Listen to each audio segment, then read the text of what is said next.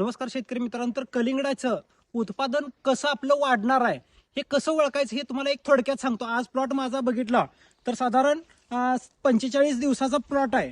तर इथं जर बघितलं तर इथं कलिंगड हे साधारण आपल्या बेडवर पाहिजे. आता हे जर कलिंगड बघितलं तर हे बेडवर आहे आणि हे बेडच्या खाली गेलं, इथं बेडवर आहे, तिथं बेडवर आहे.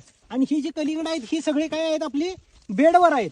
ही जी बेडवर कलिंगड असतात, ही जी बेडवर कलिंगड आहेत, तर आणि ह्यांचं सेटिंग जी बेडवरचं जी सेटिंग आहे हे सगळ्यात महत्वाचं सेटिंग आहे. आज जर बघितलं तर ह्या कलिंगडाचं आत्ता बघितलं तर 2-2.5 किलो 3 किलोच्या पुढचं फळ आहे. जेवढी बेडवर सेटिंग येत आहे तेवढं उत्पादनात जास्त येत आहे.